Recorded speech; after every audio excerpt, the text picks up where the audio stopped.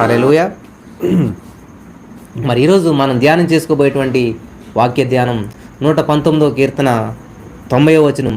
నీ విశ్వాస్యత తరతరములుండును, నీవు భూమిని స్థాపించితివి, అది స్థిరముగా ఉన్నది. హల్లెలూయా. దేవునికి స్తోత్రం కలుగును గాక. ప్రియమైనటువంటి సహోదరి స్నేహితులరా, మరి ఇక్కడ ఈ వాక్యం ద్వారా దేవుడు మనతో మాట్లాడినట్లు చిన్న ప్రార్థన చేద్దాం. స్తోత్రం దేవా, సర్వోన్నత సర్వాధికారి, నీ అత్యున్నతమైన నామానికి లెక్కలేని స్తుతులు స్తోత్రాలు వందనాలు చేస్తున్నాం. ఈ సమయంలో నీ వాక్యాన్ని ధ్యానిస్తుండగా నాతో మాట్లాడి బలపరచమని వేస్తున్నాను, ప్రార్థిస్తున్నాం తండ్రి. ఆమేన్. హల్లెలూయా. ప్రియులరా, ఇక్కడ దేవుడు సెలవిస్తున్న మాట ఏంటంటే, నీ విశ్వాస్యత తరతరములు ఉండును, నీవు భూమిని స్థాపించితివి, అది స్థిరముగా ఉన్నది. కాబట్టి ఈ రోజున ప్రతి వాళ్ళు అనేటువంటి మాట ఏమిటంటే, ఏది శాశ్వతం కాదంటుంటారు. కానీ శాశ్వతమైనటువంటిది ఒకటి ఉన్నది, దేవుని సన్నిధి. శాశ్వతమైనటువంటి వాడు ఒకరు ఉన్నారు, ఆయనే ప్రభు అయినటువంటి యేసుక్రీస్తు ప్రభు వారు. కాబట్టి ఆయన విశ్వాస్యత, బ్రదర్, నా అన్నదమ్ములు నమ్ముకున్నాను, నేను మోసపోయాను. నా పిల్లలు నమ్ముకున్నాను, నేను మోసపోయాను. నా బంధువుల్ని నమ్ముకున్నాను, మోసపోయాను. నా రక్త సంబంధులు నా పిల్లలే అనుకున్నాను, లేకపోతే నా అనుకున్నాను. కానీ ఎవరు నన్ను ఎంతో విశ్వాస్యతను కనపరిచిన వాళ్ళ పట్ల కానీ నన్ను మోసం చేశారు. ఇది చాలా చోట్ల వింటాం, చాలామంది మాట్లాడేటువంటి మాట. కానీ ఒక పాట పాడతాం మనం, ఆనందం ఆనందమే, ఆహా నాకెంతో ఆనందమే, సంతోషం సంతోషమే, ఆహా నాకెంతో సంతోషమే, యేసయ్యని నమ్మినవాడు ఎన్నడూ చెడిపోలేదు, యేసుని నమ్మినవాడు ఎన్నడూ చెడిపోలేదు, మనుషుని నమ్ముట కంటే యేసుని నమ్ముట మేలు, మనుషుని నమ్ముట కంటే యేసుని నమ్ముట మేలు. హల్లెలూయా. ఈ మనుషుని నమ్మటం కంటే యేసుని నమ్మటం మేలంట. ఖచ్చితంగా బ్రదర్, నా కొడుకే కదా, నా కూతురే కదా, నా అని చెప్పి నేను ఎంతో డబ్బుని నమ్మకంతో పెట్టుబడి పెట్టాను, లేకపోతే ఏదో చేశాను, కానీ మోసపోయాను నేను. నా బిడ్డలనే చేశాను, నా అక్కనే చేశాను, నా చెల్లెనే చేశాను, నా రక్త సంబంధికులనే చెప్పి నేను ఎంతో నమ్మి చేశానే, కానీ మోసపోయాను. కానీ ఇక్కడ దేవుడు చెప్తున్నట్టు మాట ఏంటంటే, నీ విశ్వాస్యత తరతరములు ఉండును. విశ్వాస్యత కోల్పోతుంటుంటాం మనం. డబ్బులు ఎక్కువైనప్పుడు, పలుకుబడి ఎక్కువైనప్పుడు, చాలా విషయాలు విశ్వాస్యతను కోల్పోతూ ఉంటుంటాం, నమ్మకత్వాన్ని కోల్పోతూ ఉంటుంటాం. మేము ఒక ఆయిల్ కొనేవాళ్ళం. అది ఫస్ట్లో కొన్నప్పుడు ఎంత విశ్వాస్యతగా ఉన్నదంటే, ఈ రోజున అది ఆ కంపెనీ బాటిల్ కొని చూస్తే వాటర్ లాగా వస్తుందన్నమాట. అంటే వాళ్ళు ఏం చేశారంటే విశ్వాస్యతను కోల్పోయారనమాట. అంటే ఫస్ట్ బాగా నమ్మకత్వాన్ని కనపరుస్తూ ఉంటుంటారు, రాను రాను విశ్వాస్యతను కోల్పోతారంట. కానీ దేవుని వాక్యం చేయాలి, తరతరములు ఉంటుందంట ఆయన విశ్వాస్యత. దేవునికి స్తోత్రం కలుగును గాక. 36వ కీర్తన 5వ వచనం చూసినట్లయితే, యెహోవా నీ కృప ఆకాశం నంటుచున్నది, నీ సత్య సందత్వము అంతరిక్షం నంటుచున్నది. దేవునికి స్తోత్రం కలుగును గాక. హల్లెలూయా. నీవు భూమిని స్థాపించిదివి, అది స్థిరముగా ఉన్నది. ఇక్కడ ఈ మాట చూస్తే, బ్రదర్, భూమి గుండ్రంగా తిరుగుతుంది కదా, భూమి తన చుట్టూ తాను తిరుగుతుంది కదా, భూమి తన చుట్టూ తాను తిరుగుతూ సూర్యుని చుట్టూ కూడా తిరుగుతుంది కదా, మరి భూమి స్థిరంగా ఎలా ఉన్నది? చాలామందికి వచ్చేటువంటి ప్రశ్న అన్నమాట ఇది.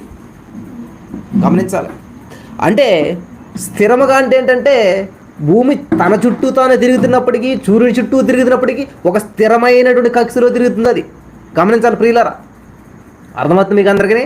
భూమి తన చుట్టూ తాను తిరిగిన ఒక కక్షలో ఒక ఇంచు కానీ ముందుకి వెనక్కి జరిగిందంటే మనం భూగోళంలో ఉండను, అంతరిక్షంలో పడతాం వాళ్ళు అనమాట. అర్థమవుతుందండి. ఇప్పుడు ఫర్ ఎగ్జాంపుల్, ఇదంతా శూన్యం, శూన్యంలో భూమిని వేలాడదీసిదివి అని మనం పాటలు పాడతాం.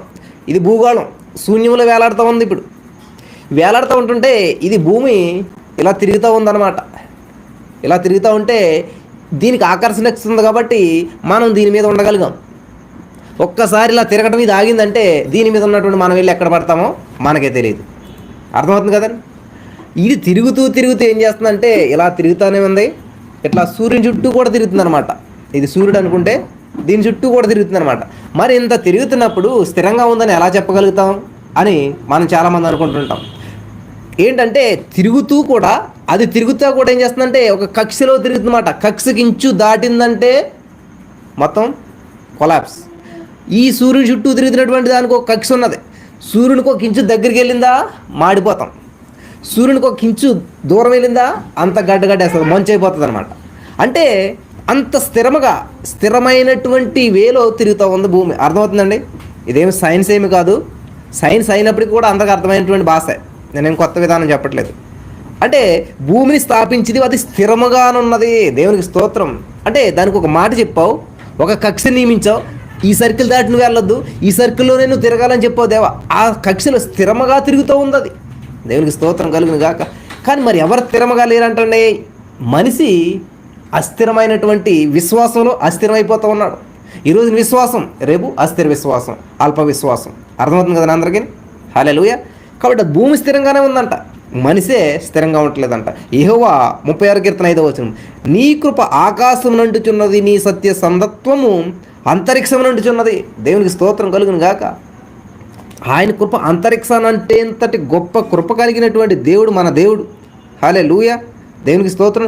45వ కీర్తన 15వ వచనం మనం చూసినట్లయితే 45వ కీర్తన 17వ వచనం గమనించాలి. 45వ కీర్తన 17వ వచనం మనం చూసినట్లయితే, తరములన్నిటను నీ నామము జ్ఞాపకముండినట్లు నేను చేయుదును, కావున జనములు సర్వకాలము నీవు కృతజ్ఞతాస్తుతులు చెల్లించుదురు. హల్లెలూయా. నీకు సర్వకాలం కూడా కృతజ్ఞతాస్తుతులు చెల్లించారట. సర్వకాలం. 1 తెస్సలోనికై 5:18 ప్రతి విషయమునందు కృతజ్ఞతాస్తుతులు చెల్లించడం యేసుక్రీస్తునందు మీ చిత్తమైనదని చెప్పి దేవుని వాక్యం చదువుతాం మనం. ప్రింట్ అది మనకి 1 తెస్సలోనికై 5:18 ఉన్నటువంటి మాట ఏంటంటే ప్రతి విషయమునందు. అంటే ఏంటి? ఎవరు పుట్టినా ఎవరు చనిపోయినా కూడా దేవునికి స్తోత్రం అని చెప్పగలగాలి. అవుతుందా? ఉద్యోగం వచ్చినా ఉద్యోగం ఊడినా, ప్రమోషన్ వచ్చినా డిమోషన్ వచ్చినా, అవార్డు వచ్చినా రివార్డు వచ్చినా, ఏదొచ్చినా కూడా దేవునికి స్తోత్రం అని చెప్పడం ఎంత కష్టమండి. దేవునికి స్తోత్రం. అలా చెప్పినప్పుడు మాత్రమే దేవుని నామాన్ని మనం మహింపరిచేటువంటి వారుగా ఉండగలుగుతాం. దేవునికి స్తోత్రం కలుగును గాక. హల్లెలూయా. గమనించాలి ప్రియమైనటువంటి సహోదరి స్నేహితులారా. కాబట్టి తరములన్నిటను నీ నామ జ్ఞాపకం ఉన్నట్లు నేను చేయుదును, కావున జనములు సర్వకాలము నీకు కృతజ్ఞతాస్తుతులు చెల్లించు, సర్వకాలము నీకు కృతజ్ఞతాస్తుతులు చెల్లించుదురు. హల్లెలూయా. మరి ఎప్పుడు చెల్లిస్తాం మనం? అనుకున్నది అయినప్పుడు, లేకపోతే అంత అనుకూలంగా బాగున్నప్పుడు దేవానికి స్తోత్రం అంటాం. ఏమాత్రం చిన్న ఇబ్బంది వచ్చినా కూడా మనకేమవుతుందంటే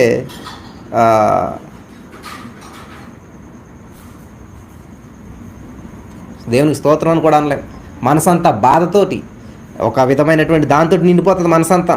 ఇంకా ఏం మాటలు రావు, పాటలు రావు, ప్రార్థన రాదు, దుఃఖం మాత్రమే వస్తుంది. ఆ దుఃఖం కళ్ళు నుంచి అట్లా కారుతూ ఉంటుంది అనమాట. ట్యాప్ వాటర్గా ఇప్పినట్టు అట్లా వస్తూనే ఉంటుంది. దానికి ఏంటో చెప్పలేనటువంటి బాధ అనమాట. కానీ ఇక్కడ దేవుని వాక్యం సెలవిస్తూ ఉన్నదంటే గమనించాలి ప్రియులారా. 89వ కీర్తన 1వ వచనంలో, యెహోవా యొక్క కృపాతిశయమును నిత్యము నేను కీర్తించేదను, తరతరములకు నీ విశ్వాస్యత నా నోటితో తెలియజేసేదను. నా నోటితో తెలియజేస్తాను. అమ్మా సాక్ష్యం చెప్పండి అంటే మాట రాదు. అమ్మ మీకు ఏదైనా సమస్య ఉందంటే ఆగదు. ఇంకా ఎన్ని సమస్యలైనా ఒక చిట్టి రాసుకొస్తాం అనమాట. ఎంత పొడవు వస్తుంది లిస్ట్ మనకు. అది లిస్ట్ ఎంత చెప్పి చూసినా కిరాణా షాపుకి సరుకులకి వెళ్ళినప్పుడు వస్తుంది చూడండి, మనకి పచారీ కోట్లకి వెళ్ళినప్పుడు ఇట్లా ఉంటుంది అన్నమాట, ఇంత పొడవు. అట్లాగా సమస్య మన తాతల కానించి వస్తుంది. మన ఇంట్లో ఎంతమందికి ఉన్నా ఎంతమంది కానీ సమస్యలు ఉంటాయి. కానీ ఒక్క సాక్ష్యం చెప్పమంటే రాదు. అదే రాదు, నోరు రాదనమాట. దేవుడు ఏం చెప్పిన, నీ నోరు బాగా తెరువు, నేను దాన్ని నింపుతాను అంటున్నాడు. అర్థమవుతుందా? ఇప్పుడు నీకు ఏదైనా కావాలంటే నువ్వేం చేయాలి? చేతులు పట్టాలి. చేతులు పట్టకుండా ఎట్లా నుంచున్నట్లయితే ఎక్కడ ఇస్తాడు దేవుడు? ఎలాగిస్తాడు దేవుడు?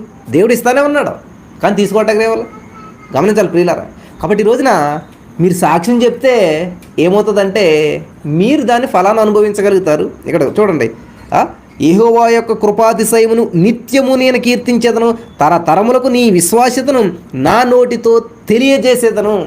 దేవుడు ఎంత విశ్వాసం కలిగినటువంటి వాడండి. దేవుడు ఎంత విశ్వాస్యతను చూపిస్తూ ఉన్నాడు. ఈ రోజున మనం నమ్మదగిన వారమని కాదని తెలిసి కూడా దేవుడు తన యొక్క విశ్వాస్యతను చూపిస్తూ నీ ఎడల నా ఎడల అంటే నమ్మకత్వాన్ని చూపిస్తున్నాడు దేవుడు. నిన్ను నన్ను నమ్మి ఈ రోజున ఆరోగ్యం ఇచ్చాడు. ఎందుకని? నిన్ను నన్ను నమ్మి దేవుడు క్షేమంగా కాపాడాడు.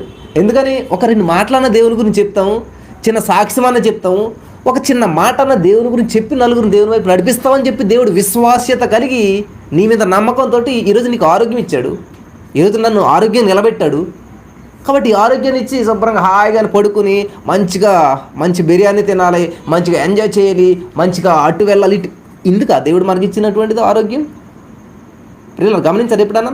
ఒక్క 2 మాటలు దేవుని కోసం చెప్పినట్లయితే ఈ నోట్లోంచి ఏమైనా ముత్యాలు రాలిపోతాయా? గమనించాలి ప్రియులారా. కాబట్టి మనకి దేవుడు ఎందుకని ఇప్పుడు బైక్లో పెట్రోల్ ఎందుకు పోయించుకుంటాం?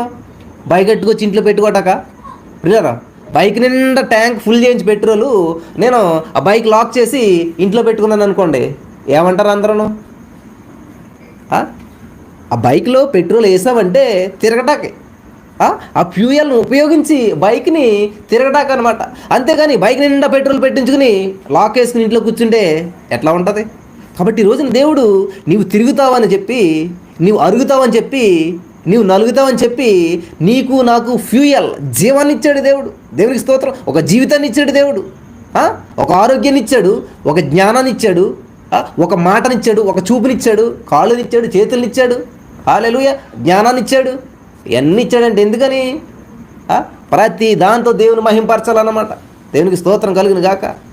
అలాగే నీకులాగా చూడండి, కాళ్ళు లేని వాళ్ళు కూడా దేవుని నామాన్ని మహింపరుస్తూ ఉన్నారు, కళ్ళు లేని వాళ్ళు కూడా దేవుని నామాన్ని మహింపరుస్తూ ఉన్నారు. మనం వాళ్ళకంటే దేవుడు నీకు ఇవన్నీ ఎందుకు ఇచ్చాడంటే అందంగా హాయిగా ఇంట్లో కూర్చుని ఏ ఎండ తగలకుండా, అసలు ఏ బాధ అనిపించకుండా, అసలు కంటిలోంచి నీళ్లు రాకుండా, అసలు దుఃఖం అనేది తెలియకుండా, బాధ అనేది తెలియకుండా హాయిగా ఏసీలో కూర్చుని మంచిగా మన జీవితాన్ని మనం సుఖంగా ఎల్లబుచ్చేస్తామని కాదు ప్రియులారా. 1 తిమోతి 2:1 ఉన్నది కదండి, సుఖముగాను నువ్వు క్షేమంగాను బ్రతుకు నిమిత్తం ఏం చేయాలంట? మనుషులందరి కొరకు. హల్లెలూయా, దేవునికి అది సుఖమైనటువంటి జీవితం అంటేనే, అది క్షేమకరమైనటువంటి జీవితం అంటేనే. అంతేగాని కాళ్ళు కదలకుండా ఇంట్లోనే కూర్చుని అన్ని ఇంట్లోకి వస్తున్నాయండి, ఫుల్ ఏసీ, సెంట్రల్ ఏసీ, మంచిగా అసలు చెమట కూడా పట్టదు మాకు. ఒకవేళ కరెంటు పోయినా కానీ మాకు ఇన్వర్టర్ ఉంది, ఒకవేళ అది పోయినా కానీ జనరేటర్ ఉంది. ఇట్లా అన్ని ఫెసిలిటీస్ సమకూర్చుకుని క్షేమకరంగా మన సుఖవంతంగా జీవిస్తాము అనేటువంటి ఉద్దేశంతో దేవుడు అన్ని సమకూర్పునిచ్చాడు అనుకుంటున్నారు మీరు. కానీ ఇవన్నిటిని ఉపయోగించి ప్రభుని ఎంత మహింపరుస్తూ ఉన్నావు ఒక్కసారి మనం ఆలోచన చేసుకుందాం. దేవుడికి ఒక ఫోన్ ఇచ్చాడు, దాన్ని బట్టి దేవుని ఎంత మహింపరుస్తూ ఉన్నావు. దేవుడికి ఒక బుక్ ఇచ్చాడు, దేవుడికి ఒక బైబిల్ ఇచ్చాడు, దేవుడికి ఒక పాటల పుస్తకం ఇచ్చాడు. ఇవన్నీ కూడా మంచిగా మడిచి కనీసం పేజ్ కూడా నలగకుండా బీరువాలో ప్యాక్ చేసి పెట్టుకుంటా ఉన్నారా? గమనించాలి. ఇప్పుడు మీ అబ్బాయికి మీరు మంచిగా బర్త్డే గిఫ్ట్ అని చెప్పి ఒక బెంజ్ కారో ఒక ఆడి కారో కొనిచ్చారు, ఒక 50 లక్షలు, 1 కోటి రూపాయలు పెట్టి. మా అమ్మ నాకు ఇచ్చిన gift mom's gift, dad's gift అని రాసి దానికి మంచిగా కవరు చేయించి ఆ సెల్లార్లో పెట్టేసేసి ఎప్పటికీ దాన్ని ఓపెన్ చేయకుండా ఉంటే మీరు సంతోషిస్తారా? లేకపోతే జనం సంతోషిస్తారా? ఆ కారులో తిరుగుతున్నప్పుడు, ఆ కారులో ఎంజాయ్ చేస్తున్నప్పుడు మాత్రం మీరు ఆనందిస్తారు, అంతే కదా. ఏ తల్లి అయినా ఏ తండ్రి అయినా. అలాగే దేవుడు నిన్ను నన్ను నమ్మి ఒక లైఫ్ ఇచ్చాడు, దేవుడు ఒక జీవితాన్ని ఇచ్చాడు, ఒక జీవన విధానాన్ని ఇచ్చాడు. ఇది జీవించి చూపించినప్పుడే అప్పుడు దేవుడు మహింపరచబడతాడు.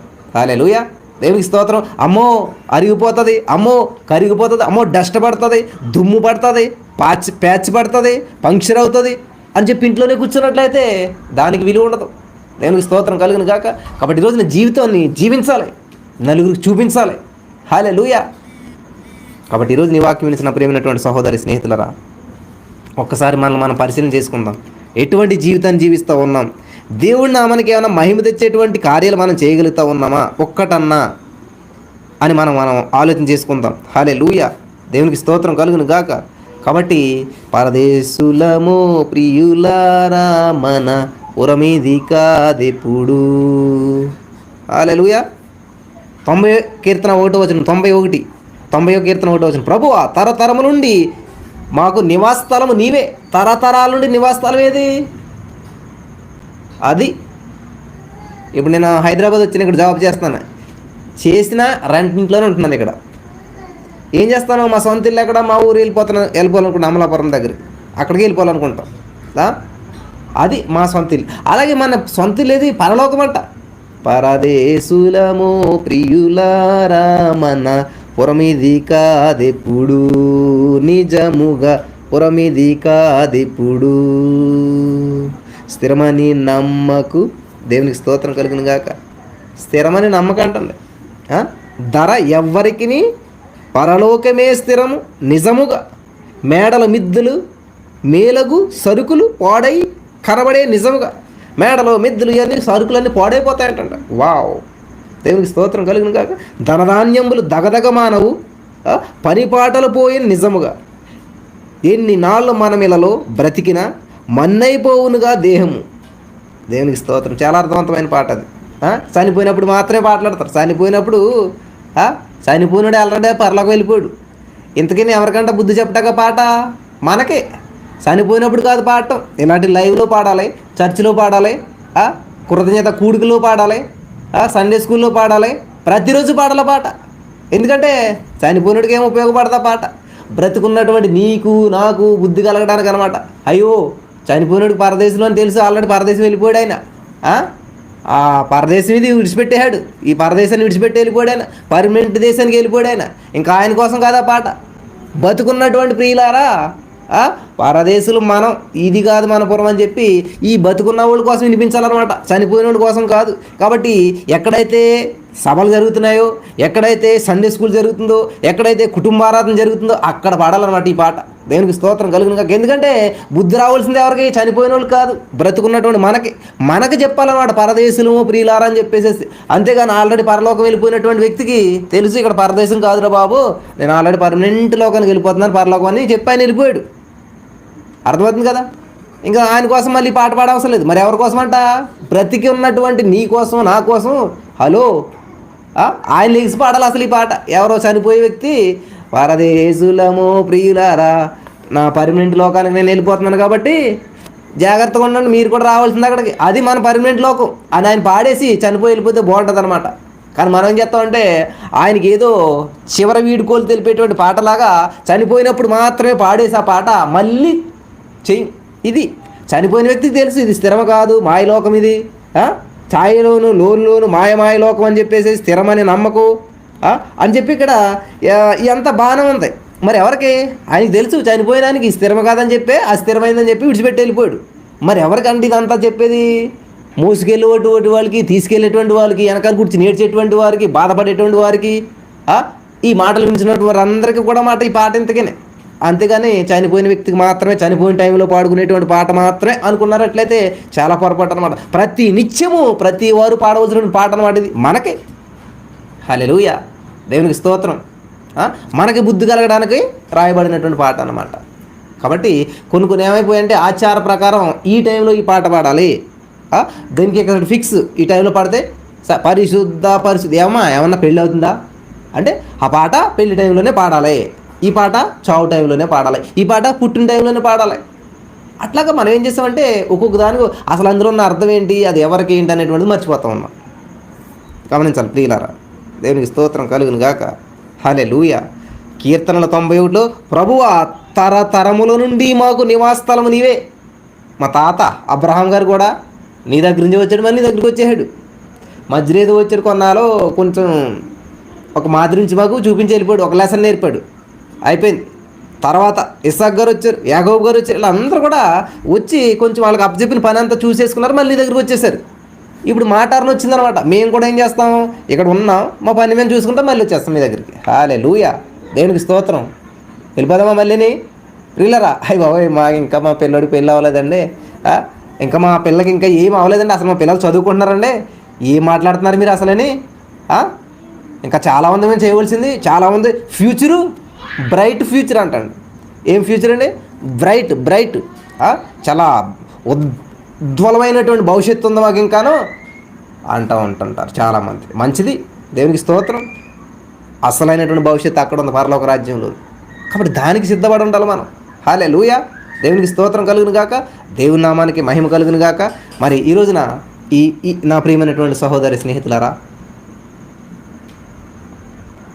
ఇలా వాక్యం వెంట పరలోకం వెళ్ళిపోవడానికి సిద్ధంగా ఉన్నారా మీరు? ఏంటి బ్రదర్ అట్లా అబ్బాయి పెడతారు మీరు అసలేని, ఏం మాట్లాడుతున్నారు మీరు అసలేని, ఇట్లా వాక్యం వెంట ఎలా వెళ్ళిపోతాం అసలేని, అట్లా రెప్పపాటులో వెళ్ళిపోతూ ఉంటాను పరలోకం. దేవునికి స్తోత్రం కలుగును కాక. అంత సిద్ధపాటు కలిగి ఉండాలి. బ్రదర్ నేను ఇంకా కొన్ని ఉన్నాయి సరి చేసుకోవాల్సినవి, ఇంకా కొన్ని ఉన్నాయి విడిచిపెట్టవలసినవి, ఇంకా కొన్ని ఏమైపోతుందంటే కహాని అయిపోతుంది అనమాట, ఏముండదు ఇంతకని. ఇట్లాగా ఇంకొంచెం అని చెప్పేసి మారాలి మారాలి నీ మనసే మారాలి మారాలి మారాలి మారాలి. ఇంక ఈ మారటం ఇలా మారతానే ఎప్పటికీ మారట్లేదు. ఇంతకని మారాలి మారాలి మారాలి మారాలంటేనే మస్కా కొట్టేస్తున్నారు అన్నమాట. ఇక్కడ గమనించండి. ఎప్పుడు 2020 సంవత్సరంలో దేవుడు వస్తాడని 20 సంవత్సరాల క్రితం చెప్పేస్తే అందరూ ఏం చేద్దరు? ఈ పాటికి నిన్న ఈ లాక్డౌన్లో అందరూ కూడా మారు మనసు పొందిద్దరు, బాప్తిసం పొందిద్దరు, అయిపోను. మరి దేవుడు లాక్డౌన్ తర్వాత వస్తానని చెప్పాడా? లేదు. పోనీ 2025కి వస్తానని చెప్పాడా? లేదు. 2060కి వస్తానని చెప్పాడా? లేదు. లేకపోతే 3000కి వస్తానని చెప్పాడా? చెప్పలేదు. ఎందుకంటే దేవుడు చాలా గొప్పోడు. మనకులాంటి ఆలోచన కాదు ఆయనది. ఆయన ఆలోచన మనం అందేసుకుంటే బాగానే ఉంటుంటుంది. అందుకోలేం. ఆయన చాలా మాటతోటే భూమిని ఆకాశాన్ని సృష్టించింది దేవుడు అంటే ఎంత గొప్పోడు అందడు అనమాట. హల్లెలూయా, దేవునికి స్తోత్రం. ఆయన ఏం చెప్పాడంటే ఎప్పుడు వస్తాడో తెలియదు అనమాట, ఎలా వస్తాడో తెలియదు అనమాట. కొన్ని సిమ్టమ్స్, కొన్ని సూచనలు ఇచ్చాడు. అది ఏ టైము ఎప్పుడు అన్నది లేదనమాట. సిద్ధపడి ఉండాలి ప్రతి సమయం. హల్లెలూయా. ఈ రోజున మీరు భోజనం చేస్తున్నా కూడా సిద్ధపడి ఉండాలి, బాత్రూంలో ఉన్నా కూడా సిద్ధపడి ఉండాలి. హల్లెలూయా. అంతటి సిద్ధపాటు కలిగి ఉంటే ఆనందమే. ఎందుకంటే అలా సిద్ధపాటు, ఇప్పుడు ఎగ్జామ్కి ప్రిపేర్ అయ్యి ఉన్నవాడికి రేపు ఎగ్జామ్ అంటే వాడికి ఏమి ఇబ్బంది ఉండదు. అసలు ఇప్పుడే ఎగ్జామ్ అంటే అసలే భయం ఉండదు. ఎందుకని ఆల్రెడీ లోపల ఉంది, తీసి బయట పెడతాయి కదా, ఆడికి భయం ఏంటి? రేపు ఎగ్జామ్ అందులోకి ఏమీ లేనివాడికి లోపల ఏమవుతుంది? హార్ట్ బీట్ స్పీడ్గా కొట్టేసుకుంటుంది, లోపల ఏమీ లేదు కాబట్టి. లోపల అంతే అన్నీ ఉన్నాకేం చేస్తుంది? అణిగి మణిగి ఉంటుంది. చూడండి ఈ పుస్తకం మీద ఇప్పుడు నేను ఏం పెట్టలేదు అనుకోండి, గాలికి ఏం చేస్తుంది? అది చూడండి అట్లా ఎగిరిపోతుంటుంది అనమాట. దీని మీద ఏమీ లేదు కాబట్టి. అదే నేను ఒకటి దీని మీద చూడండి కొంచెం వెయిట్ పెట్టాను, కదలదో మెదలదో అణిగి మణిగి ఉంటుంది అనమాట. అంటే ఎవరైతే సిద్ధపాటు కలిగి ఉంటారో అణిగి మణిగి నెమ్మదిగా ఉంటారు. ఐఎమ్ రెడీ అంటారన్నమాట. There is no problem. దేవునికి స్తోత్రం కలిగిన గాక. హల్లెలూయా. గమనించండి, మరి సమయం మించిపోయింది, దయచేసి క్షమించండి. కాబట్టి ప్రియులారా, ఎంత హ్యాపీ ఉంటుందంటే దేవుడు వచ్చేస్తున్నట్టు రెడీ అంటాం. లేకపోతే మనకి ఇంకా ఇటు ఆ లోతు గారు భార్యలాగా కొంచెం వెనక చూపు ఉందనుకోండి, ముందు చూపు ఉండాలి, వెనక చూపు కాదు, ముందు చూపు. దేవునికి స్తోత్రం కలిగిన. ముందు చూపు ఉన్న వాళ్ళు ఏం చేస్తారంటే యేసు ప్రభు వారి వైపు చూస్తారన్నమాట. వెనక చూపు ఉన్న వాళ్ళు కూడా ఏం చేస్తారంటే లోకం వైపు చూస్తారన్నమాట. మరి మీకు ఏ చూపు ఉందో మీరు తీసుకోండి, మీరు సెట్ చేసుకోండి, మీకు ఏ చూపు ఉన్నదో. దేవునికి స్తోత్రం. మరి